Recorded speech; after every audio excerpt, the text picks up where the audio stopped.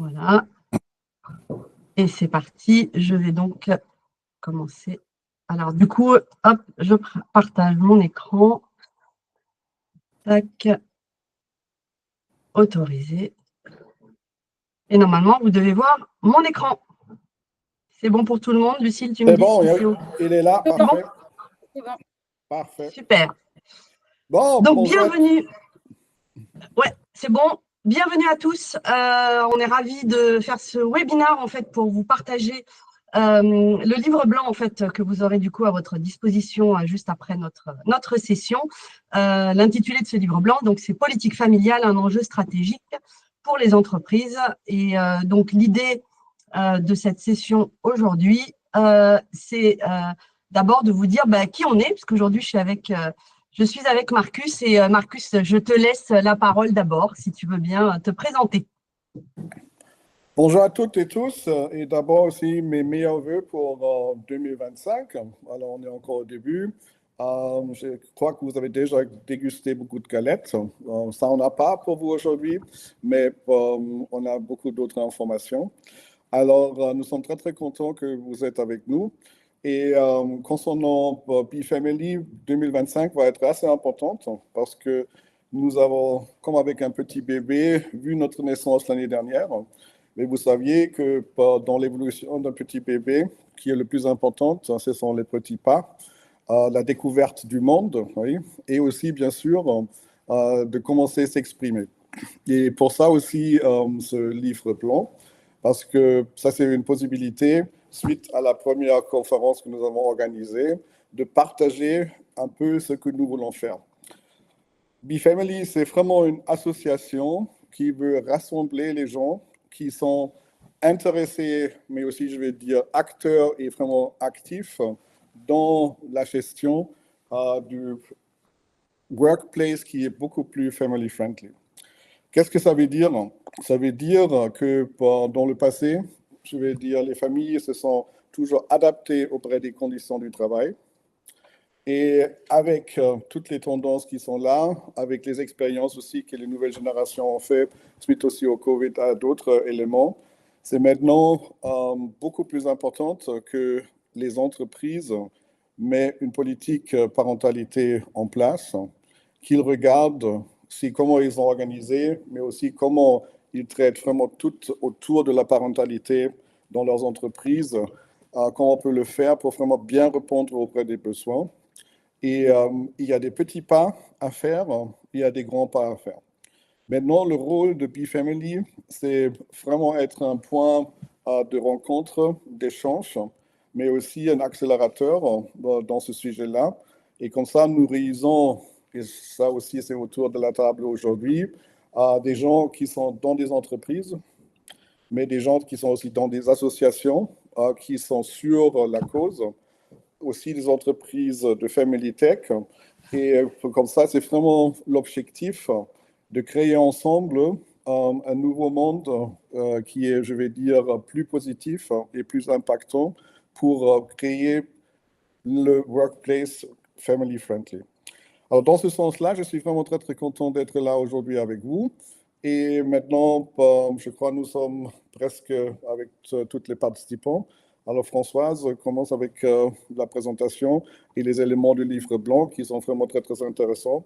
Alors, je vous invite après de le bien lire, bien distribuer, communiquer. Et si vous avez des questions, vous avez nos noms et vous pouvez nous contacter. D'abord, je voulais aussi remercier les équipes, spécialement aussi Lucille, mais aussi toutes les autres, Tiffany, etc., qui ont travaillé sur ce livre blanc. C'est vraiment un travail d'équipe et nous sommes très, très contents et très, très fiers qu'est-ce qu'il est atteint. Et j'espère que vous serez aussi si contents que nous après cette présentation. Merci. Merci Marcus. Et donc, vous l'aurez compris, Marcus est attaché à la cause, tout comme moi. J'ai la chance d'être la présidente de cette association. J'ai aussi un travail à plein temps. Donc, je suis directrice globale RSE dans une entreprise qui s'appelle L Acoustics.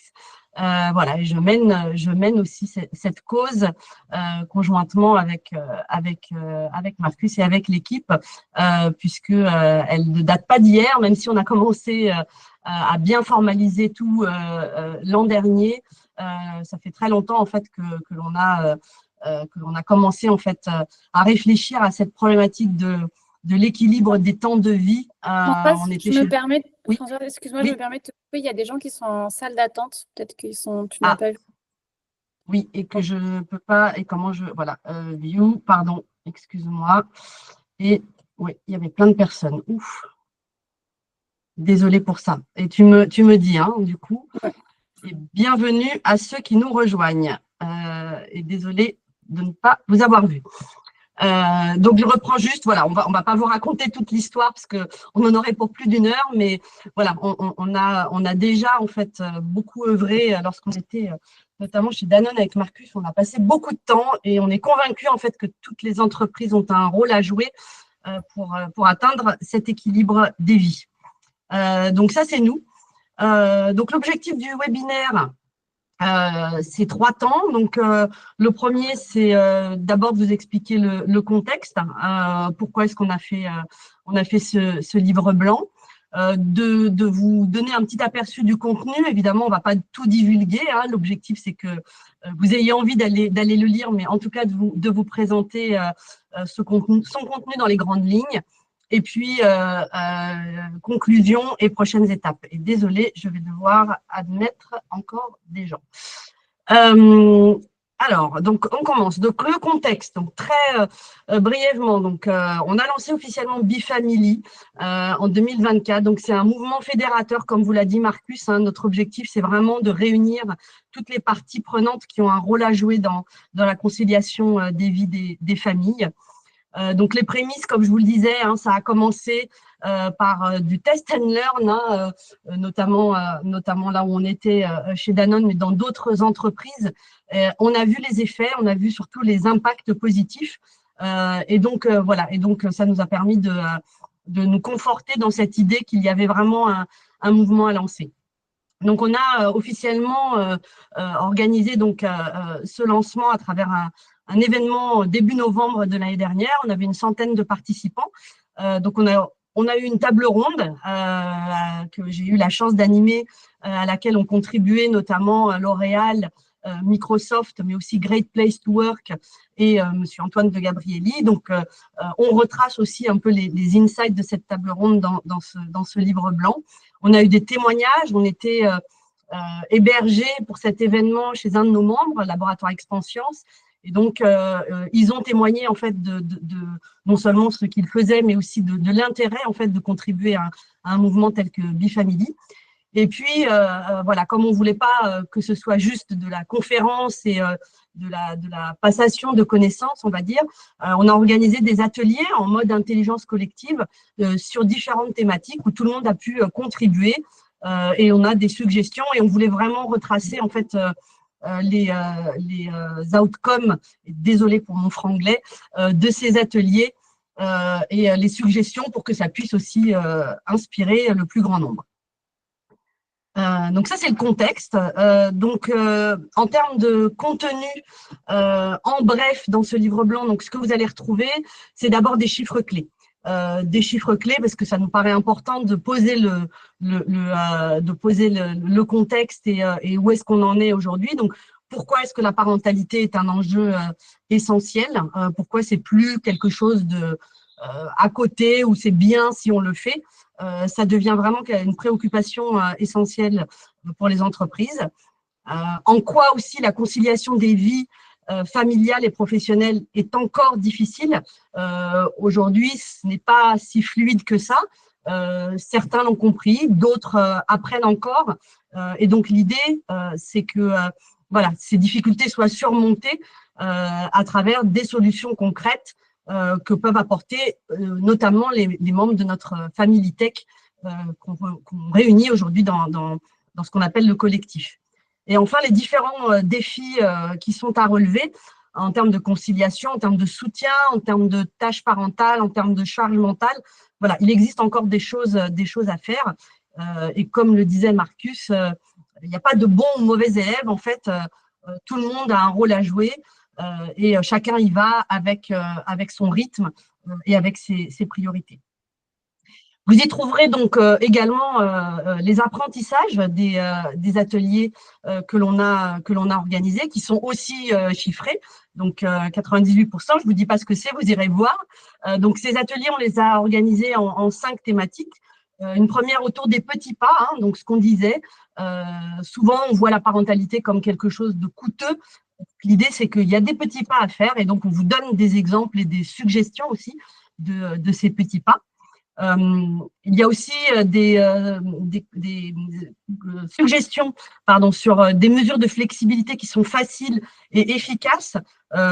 Souvent, on parle beaucoup de télétravail, le coût, la confiance, etc., la performance. Mais finalement, en fait, quand on regarde sous l'angle de la flexibilité au sens large, il y a des choses faciles et très efficaces à mettre en place. On avait un atelier autour de la mesure d'impact. Alors nous, chez Bifamily, c'est vraiment ce qui nous drive, c'est-à-dire que mettre en place des choses, on trouve ça super, mais si on ne va pas jusqu'à évaluer en fait l'impact que ces actions ont, finalement, on n'aura fait que la moitié du chemin. C'est important pour nous de bien mesurer cet impact. Vous y trouverez également des insights sur des situations familiales particulières, des familles qui accueillent en fait des enfants en situation de handicap, des aidants familiaux ou des situations monoparentales. Donc, il y a aujourd'hui des configurations familiales qui sont spécifiques et comment est-ce que on peut aussi adresser en fait la conciliation de ces familles. Et enfin, les freins. Donc, ça, c'est extrêmement important. Il faut le dire et il faut les admettre. Et après, il faut surtout aider à les surmonter. Et ça passe par souvent des petits pas. Excusez-moi, mais je crois que je dois accepter. Je suis désolée, mais hop, petite manip. Enfin, vous y trouverez des perspectives, donc tous en route pour façonner donc le futur des Family Supportive Workplaces. Et comme on disait, hein, tout le monde a un rôle à jouer, que ce soit les entreprises, que ce soit l'écosystème, donc tous ceux qui œuvrent déjà pour les entreprises sur des sujets particuliers, les parents ou les familles de façon générale qui ont aussi où on compte aussi les aidants familiaux. Donc, voilà, c'est vraiment ce triptyque qui, pour nous, est important pour faire bouger les choses. Donc, on vous parle plus du parcours Bifamily pour les entreprises. Qu'est-ce que ça veut dire et pourquoi c'est accessible à tous, surtout. Ce n'est pas juste l'élite ou ceux qui sont bons, mais c'est vraiment quelque chose d'important pour nous. C'est que tout le monde puisse rejoindre ce parcours. Voilà, on vous parle aussi de cet écosystème hein, qui pour nous est important. Nous, on ne veut pas se positionner en leader et en sachant. On veut vraiment fédérer, on veut mobiliser le plus de gens possible. Et on ne l'a pas dit, mais dans les fondateurs de Bifamily, donc avec Marcus et moi-même, il y a l'organisation internationale Make Mothers Matter, qui est une ONG en fait qui s'occupe notamment de reconnaître en fait le travail non rémunéré des mères et des parents auprès de la Commission européenne, auprès de l'ONU et de l'UNESCO. Et donc, c'est important aussi de faire bouger les cadres de loi. On sait que les entreprises inspirent beaucoup les changements de loi. On l'a vu avec le congé paternité ou même la revalorisation du congé parental. Voilà, ce sont des actions de plaidoyer qui sont nourries évidemment par des actions d'entreprise. Donc ça, c'est le contenu. Et si vous avez des questions, on les prendra bien sûr après. Juste qu'il faut retenir, et encore une fois, sans divulguer hein, évidemment tout le contenu qui est riche, et on vous laisse le lire. Dans ce livre blanc, en fait, on aborde vraiment la question des bénéfices hein, d'opter pour une politique familiale. C'est non seulement, évidemment, quand on est dans une entreprise, et je le sais, je suis directrice RSE, c'est la responsabilité sociale de l'entreprise, c'est sûr, mais c'est aussi un levier d'engagement, c'est une garantie de performance de ses collaborateurs et ses collaboratrices, et c'est un investissement. Et ça, je vais revenir dessus, mais c'est très important. Aujourd'hui, on sait que 89% des salariés français, françaises sont des parents. Et donc, évidemment, la parentalité, ça devient un enjeu stratégique. C'est plus une communauté sous-représentée. C'est évidemment ce que je disais, un levier d'engagement dans toute politique diversité inclusion, à la fois pour sa marque employeur, pour être attractif, avoir de nouveaux talents, fidéliser, en tout cas dans les politiques d'INI et pour échanger beaucoup avec d'autres entreprises sur les sujets. La parentalité est souvent au cœur, mais aussi les aidants familiaux. Donc ça, c'est quelque chose qui est déjà dans les feuilles de route en fait des entreprises. Et le dernier, qui est pour moi extrêmement important aussi, c'est que je préfère parler d'investissement. On nous dit souvent, et on nous l'a encore dit récemment, ah ouais, c'est des coûts. En fait, on voit ça comme des coûts, alors qu'il faut plutôt voir ça comme un investissement long terme. Évidemment, il y a des choses qui sont coûteuses, et ça s'évalue. L'effort financier est évidemment à opérer et à mettre en perspective de l'impact, mais il y a plein de choses qui ne sont pas coûteuses et qui méritent en fait d'être faites, et vous verrez qu'il y a des suggestions dans ce sens. Ce qu'il faut retenir aussi, c'est la notion d'efficacité. Les mesures en fait qu'une entreprise met en place, il faut évidemment qu'elles soient inclusives, qu'elles s'adressent à toutes et tous, parce que même des salariés qui ne sont pas encore parents, ça peut évidemment les inspirer, ou même des salariés qui ne sont pas parents du tout, ou ni aidants familiaux, sont extrêmement fiers que leur entreprise puisse soutenir cette cause. Donc, c'est important que ces mesures soient inclusives. Évidemment, la formalisation de ces engagements, elle est clé. On a vu des entreprises où c'était pas forcément formalisé, mais il y avait une culture qui était favorable. Mais du coup, de ne pas formaliser, en fait, on n'est pas transparent et on ne grave pas quelque part dans le marbre ce qu'on a envie de faire. Donc, c'est évidemment très bien que ça fasse partie de la culture, mais formaliser, c'est aussi dire ce qu'on fait et donc être aussi équitable et transparent pour tous.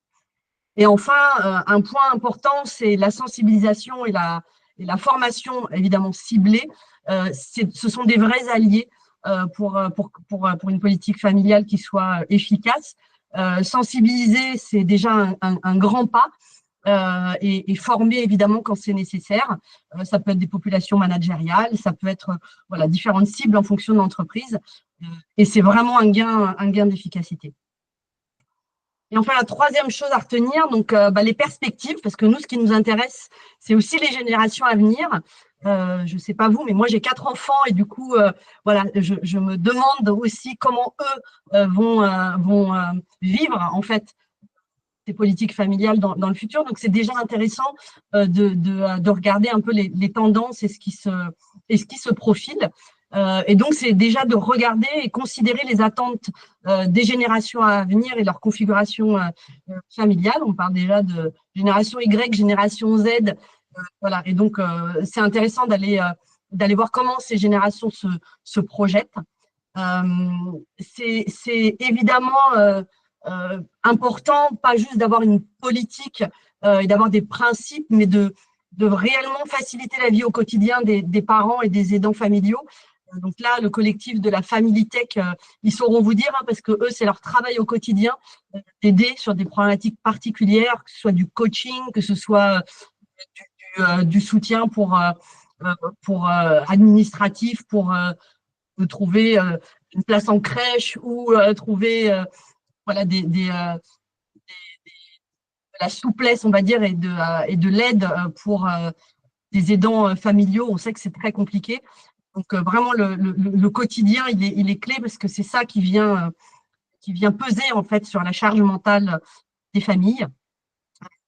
Et enfin, un point aussi qui est clé, qui est lié à la sensibilisation, à la formation, c'est que tout le monde soit inspiré, qu'on ait des rôles modèles, en fait, qui permettent de montrer que c'est possible. Et là, juste un exemple, moi, je suis dans une entreprise où je suis au COMEX de l'entreprise quand il est temps d'aller chercher mes enfants à l'école, je dois partir à 6h moins 10. Sinon, mes enfants ne seront pas, l'école fermera et donc il faut que j'aille les chercher. Et plusieurs collaborateurs et collaboratrices sont venus me voir en me disant, mais c'est super que tu le fasses. Et je dis, bah, c'est ma responsabilité aussi en tant que chargée de famille. Quand c'est mon tour, je dois le faire.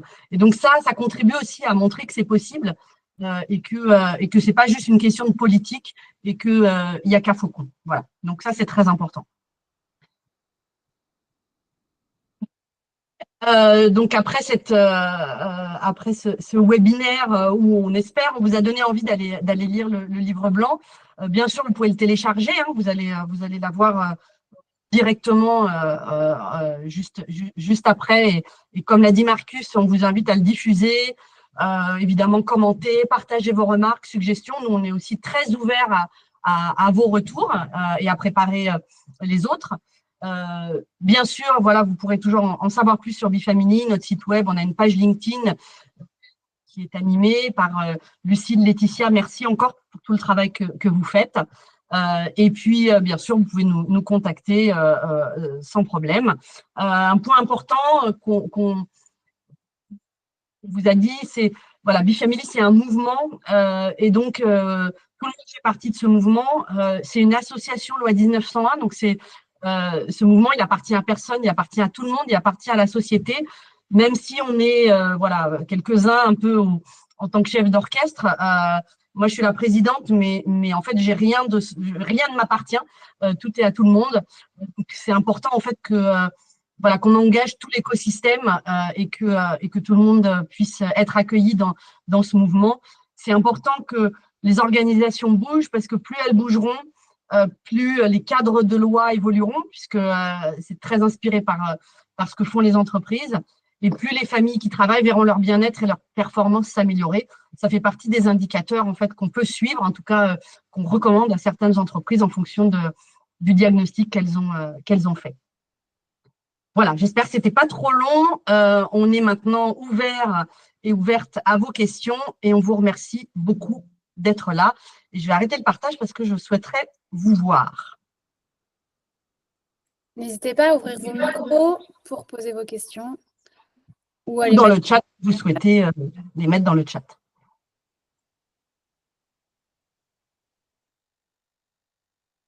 Est-ce que ça vous donne envie de télécharger le livre blanc déjà? Est-ce que… Et Vaxelaire. Roland, oui. Oui, moi je voulais vous féliciter. Hein. C'est un travail remarquable. Je ne l'ai pas encore lu, mais je suis sûr qu'il doit être très consistant. Et je pense que, comme tu le dis, François, je crois qu'il y a ce travail qui est commun entre le fait de faire sur le terrain bouger les lignes et ça va pousser les pouvoirs publics à bouger les leurs. Donc je pense que c'est très, très important ce que vous faites et je tenais à vous féliciter. Merci, c'est gentil et bienvenue dans le mouvement. Merci beaucoup.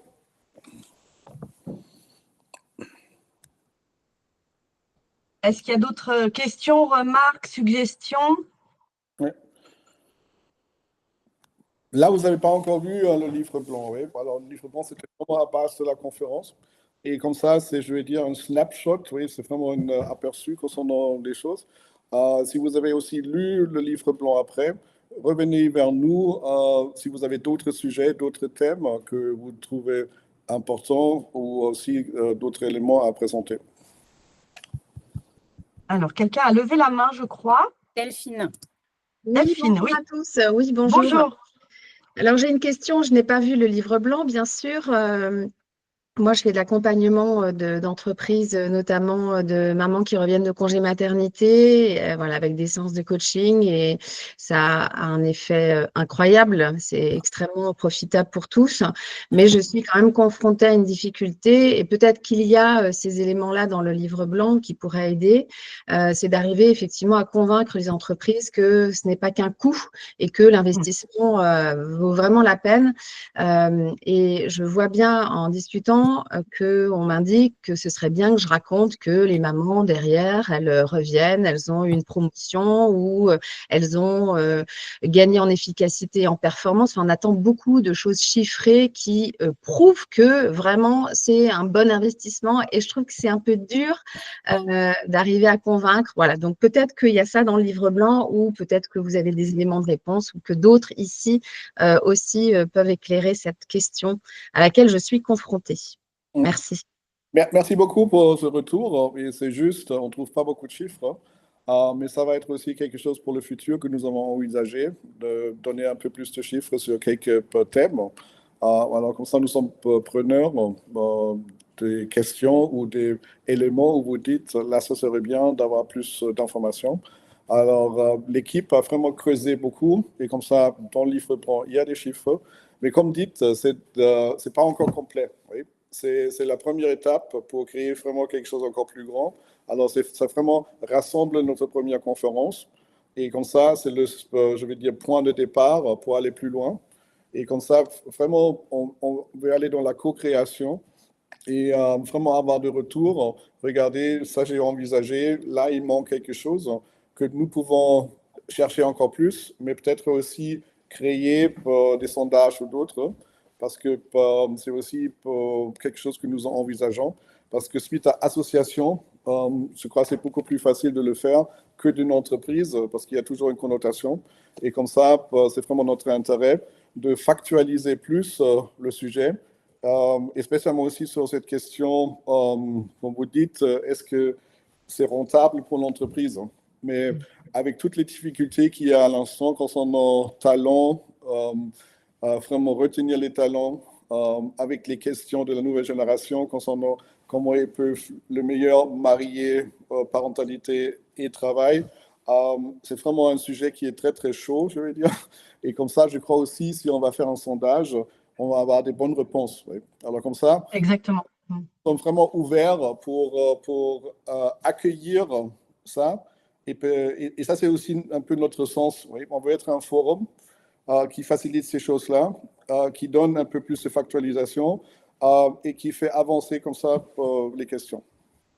Et du coup, nous, on a développé du coup des outils chez Bifamily. Donc, une entreprise, quand elle adhère au mouvement pour pas grand-chose, en fait, tout de suite, elle est dans un parcours pour évaluer où est-ce qu'elle en est. Et donc, ça passe aussi par un sondage collaborateur, puisque notre objectif, en fait, c'est d'une part, d'évaluer la maturité de l'entreprise, où est-ce qu'elle en est en termes de politique familiale, de vérifier la cohérence entre ses objectifs et ce qu'elle met en place, et aussi d'aller chercher la perception des collaborateurs et des collaboratrices. Et on fait ce qu'on appelle un rapport d'impact, et on vient du coup suggérer des pistes, des recommandations pour dire, ben voilà, ça va vous apporter ça. Et ensuite, on peut faire des ateliers de co-construction pour aller encore plus loin. Et ça, voilà, c'est nos membres de Family Tech qui peuvent être à même de le faire pour qu'une feuille de route puisse se dessiner et qu'effectivement, on arrête de parler de coûts et d'argent. Alors évidemment, quand on pense aux congés parentaux, tout de suite, voilà, il faut calculer, etc., etc. Mais avant ça, en fait, voilà, quand on parle de coaching, je trouve que ça a une valeur très forte. C'est un exutoire aussi. On sait tous, en tout cas, quand on revient de congé maternité, je l'ai vécu 4 fois. On a l'impression, enfin moi j'avais l'impression qu'on me coupait un bras, c'est extrêmement difficile, on a beau être impliqué dans l'entreprise, c'est difficile ce retour parce que on a l'impression de passer d'un monde à l'autre et donc il y a cette idée de quand même de charge mentale et de bien-être et pour moi ça c'est essentiel, sinon on n'est pas performant, on n'est pas créatif, on n'a qu'une envie, c'est de rentrer une fois qu'on a fini parce qu'il faut s'occuper du jeune bébé. Donc je trouve que voilà, il y a quelque chose à démystifier autour de ça. Mais oui, on a envie d'aider, de faire remonter davantage. C'est pas qu'on aura aussi remonté beaucoup de besoins comme ça, qu'on souhaite aussi aller les porter en fait pour que ce soit sûr en fait.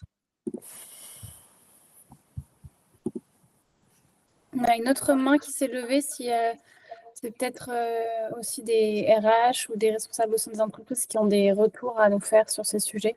Angela, je crois. En fait, bonjour, je voulais juste réagir aux commentaires de Delphine et aussi Marcus. Je me présente, moi je suis Angela Garcia, je suis directrice des projets chez Make Mothers Matter, MMM, un des fondateurs de Be Family. Et en fait, oui, je comprends le défi Delphine. Et en effet, il faut se diriger et éduquer un peu ces entreprises. Parce qu'en fait, oui, en effet, c'est des bénéfices en fait pour les entreprises. Et je voulais juste dire qu'il faut aller voir en fait ce que les statistiques disent des études disent sur ce que en tout cas dans notre scope, les mamans veulent.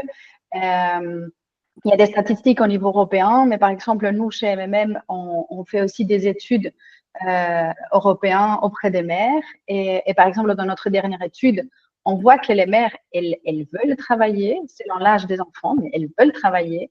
C'est important pour leur santé mentale. Et on sait aussi, c'est ce qu'elles veulent. Donc, elles veulent un retour graduel au travail, elles veulent aussi télétravailler, ce qui ne veut pas dire un manque d'engagement, tout à fait le contraire. Donc, en fait, peut-être pour toi, Delphine, trouver ces ressources, que ce soit dans des organismes ou même chez MMM, pour montrer aux entreprises que voilà, c'est ça que les mères veulent. Et c'est pas des. Voilà. Merci. Merci Angela, oui. Merci Angela. S'il y a d'autres personnes qui veulent poser des questions, que ce soit dans le chat ou directement à l'oral, n'hésitez pas.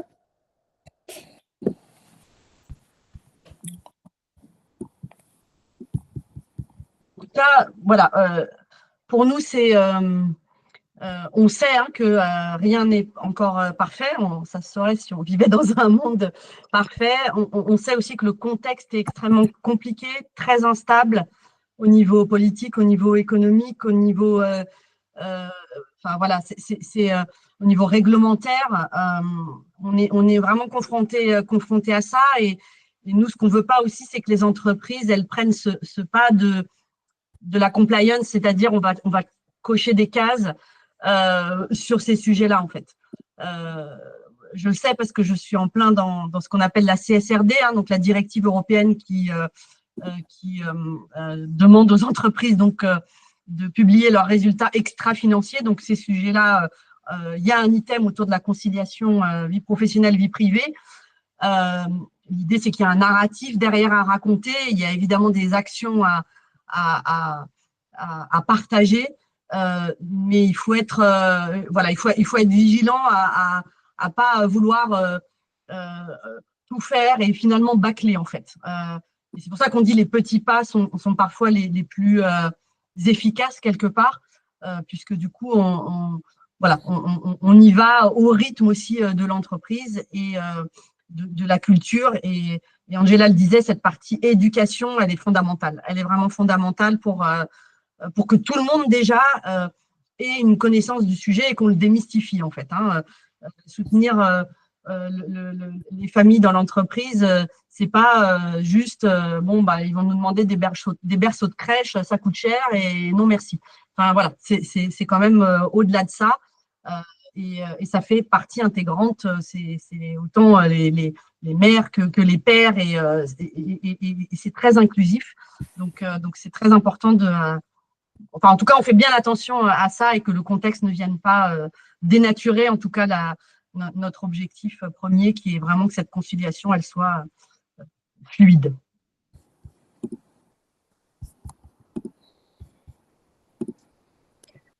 Il y a d'autres personnes qui souhaitent intervenir ou qui souhaitent poser des questions ou qui ont des remarques, des suggestions?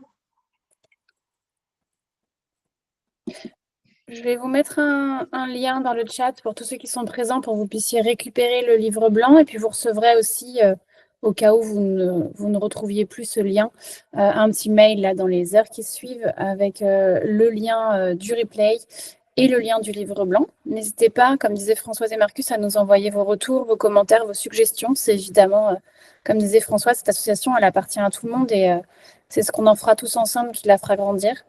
Merci à tous pour votre présence. Merci Françoise, merci Marcus. Oui, merci à tous. Je pense que c'était c'était chouette de pouvoir présenter ce premier livre blanc. On espère qu'il y en aura d'autres et de toute façon, voilà, on est déjà sur d'autres données et d'autres connaissances que l'on a envie de consolider, de partager, que ce soit avec évidemment MMM, mais aussi avec le collectif de la Family Tech. Vraiment, je les remercie parce que voilà, eux œuvrent vraiment tous les jours auprès des entreprises et ils sont convaincus, ils sont passionnés, mais ils sont très professionnels aussi. Donc, ils parlent avec le cerveau, mais aussi avec leur cœur. Et donc, voilà, c'est extrêmement valorisant de les avoir parmi ce mouvement Bifamily. Donc, Lucille vous a mis le lien. Donc voilà, il est entre vos mains et puis ben on espère vraiment voilà que vous y apprendrez des choses. Évidemment, ce n'est pas exhaustif, mais comme disait Marcus, on est comme le jeune enfant qui est né et qui évolue. Ça va très vite, donc il arrive finalement à marcher assez rapidement. Donc on espère que garder cette image aussi pour Bifamily en tout cas. Merci à tous. Merci beaucoup à tous et bonne journée. Bonne journée, à très vite. beaucoup. Au revoir, à très vite. Au revoir. Au revoir. Au revoir, merci beaucoup.